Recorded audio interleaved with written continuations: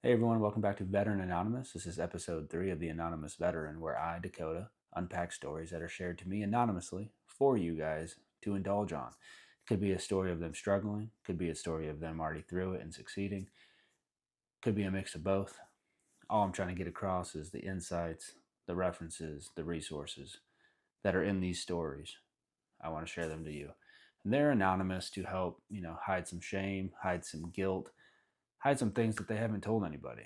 So that's why I provide the platform for them to share it anonymously. So if you're new here, like, follow, share, subscribe, whatever it is you can do to help me grow. Trying to get it out there, trying to help, trying to prevent people from making decisions that they can't reverse. So yeah, love you guys. Let's get into it. All right, this is a story from an anonymous chief warrant officer in the Navy, over 20 years of service, and he is excited to share his story. And it's not forged in the fire of battle, you know. It's forged in the thoughts of his brain, thoughts of his head, and what's going on with his home life. So I'm excited to break it down. The anonymous veteran, like I said, he was a warrant officer. He's recently commissioned, and now he's stationed in Japan. So he's dealing with some issues, not necessarily marital issues, but he's definitely dealing with some stepson issues. And his son is very combative to the idea of moving to Japan. So his grades start failing, starts skipping some school, starts having issues there. And on top of that, housing, if you've been in the military, we've all been through that, but overseas housing at that, it's even worse. And all right, the way he has this broken down, he has it written out perfectly. I'm just going to list that he has 4 stressors that are impacted this decision and this story. So, family strain, unstable housing, impending deployment, and a personal mindset. So with the family strain, he just moved to Japan, him and his wife and kids, and his stepson is really combative to the idea of moving to Japan. He's a teenager, leaving his friends back home. Now he's going to this country he doesn't know anything about or anyone in. So there's that. The idea of unstable housing. He's stuck. He, as in the veteran, is stuck in Japan. If you've ever been overseas, housing can get pretty rough to get into. And he moves into a unit with his family and has a bad smell. And on top of that, he's trying to get him out of that bad smelling house, probably mold related. And now he has an impending deployment. Like, that doomsday clock is just ticking. He's like, okay, now I have issues with my stepson, bad grades, and skipping school and dealing with that. Now my house, I got to get my family moved before I go. Now I have this doomsday clicker of this impending deployment. And then he has a personal mindset that I'll get into more regarding how to discipline his stepson. So I'll get into that more. So there's just these stressors that are there, and this is, the Swiss cheese effect, as he calls it. So the breaking point for this veteran was, you know, part of the consequences of the stepson's actions were being grounded, taking some electronics and whatnot. And one day the veteran opens up the drawer where the phone should have been and it was missing. And the veteran immediately seen red, and he thought he, as in the stepson, took the phone. So he confronted the son, and it turned into a verbal and eventually a physical altercation, which I'll get into. I'm going to read this one verbatim from the veteran's story because it's in quotations, and I really want it out there as he wrote it. So, while I did not necessarily punch him, or at least not to my recollection, I did slap him over and over. It was not until I did ball up my fist and punched him in his gut that I woke up. My wife was yelling in the background. My dogs were barking. My youngest son was hiding in his room. It was me. I did that. I never thought I could. I never thought I would. But I did. He goes on to say, for 20 seconds, I became someone I despised. I violated my personal convictions and my Navy Corps values. I brought shame to myself and to my family. I'm going to unpack this as I go, I think. So, as I've said earlier in the video, the way that this vet documented this story for me, like, it's written perfectly, there's quotations, it's really packed in really well for me to read, and it's easily digestible for me and hopefully for you guys too. It says the Navy held me accountable, as they should have. The next 11 months were a state of limbo as the legal process unfolded. I lost my commission and was forced to retire as an enlisted man and in the career I loved. The truth is that I did wrong and I got what I deserved.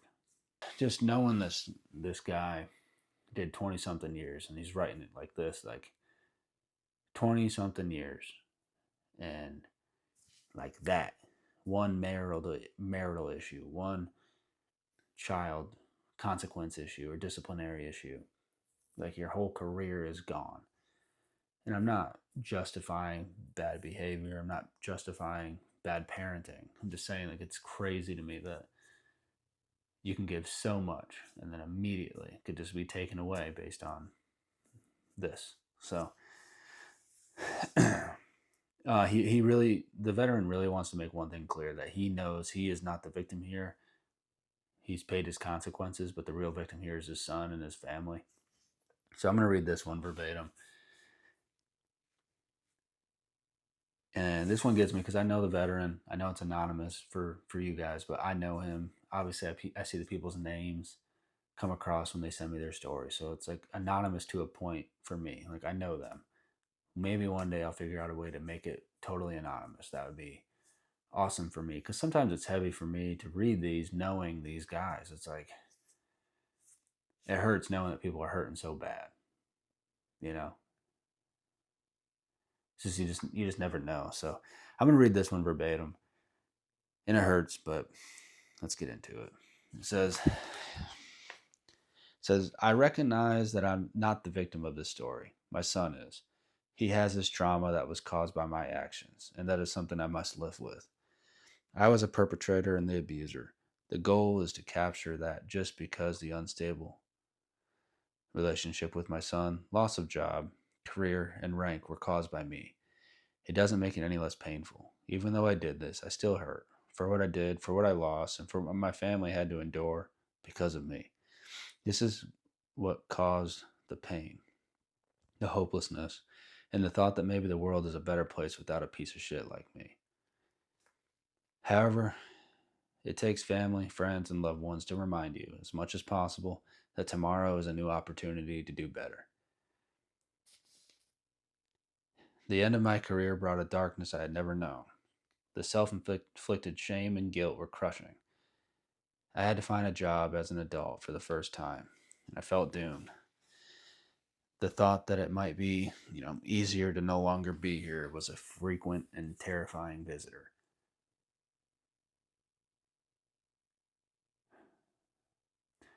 And like I said before, like, just knowing this guy, and it just hurts me to know that at any point he was hurting like this, thinking these thoughts. Like, I know everyone has their shit. I know everyone has their problems and their issues and their marital things and their financial things and this stuff that everyone's going through. But it just sucks reading it, like knowing it's there.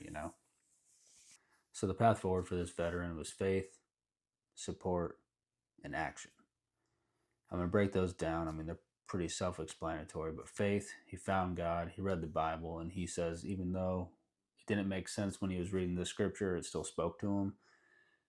He found a lot of joy reading it, found a lot of drive going through the Bible, reading it, and getting used to trying to live that life, the Christian lifestyle.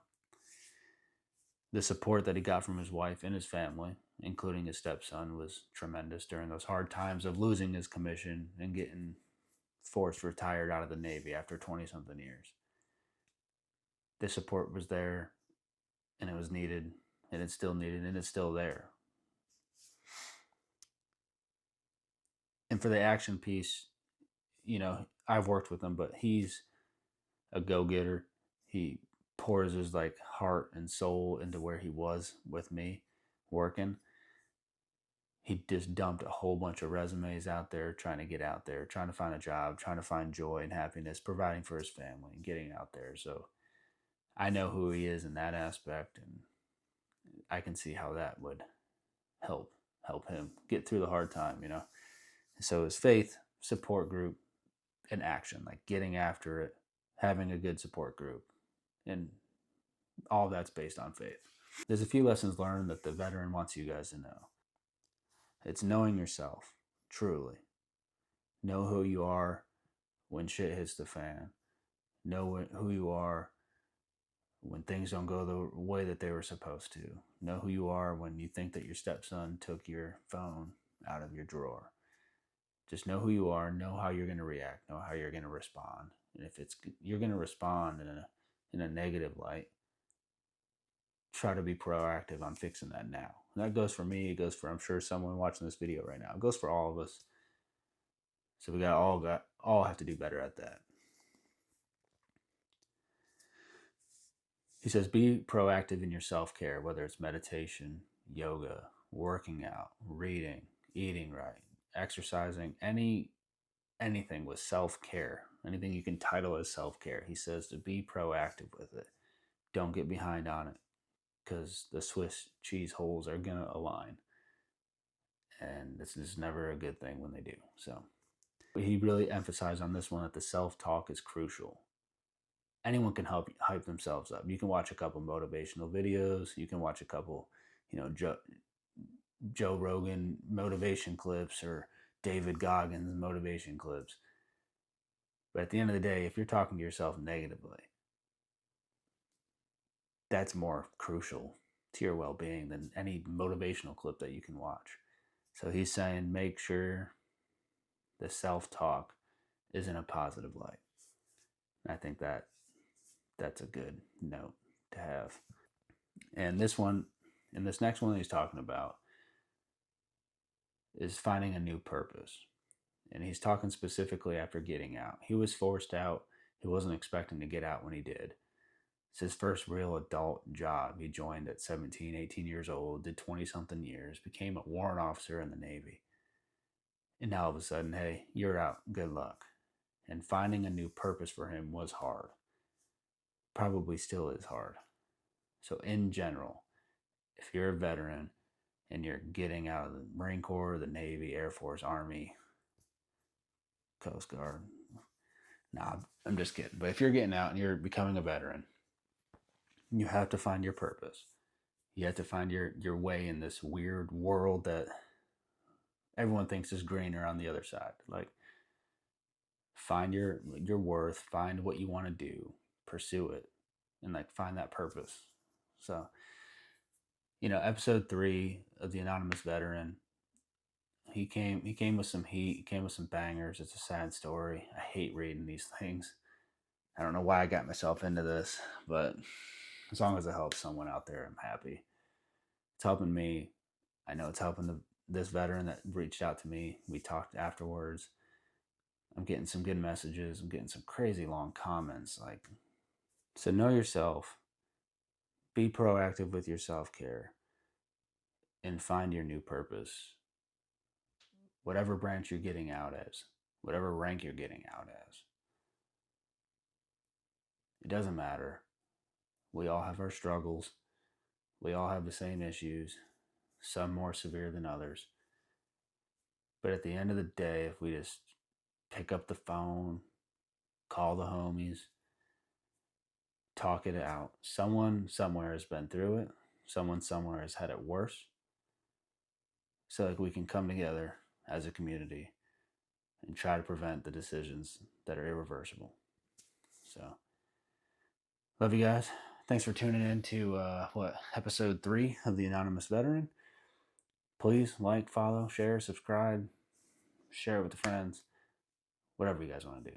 If you don't want to watch it at all, I don't care. If you made it this far, appreciate it. Yeah. See you guys next time.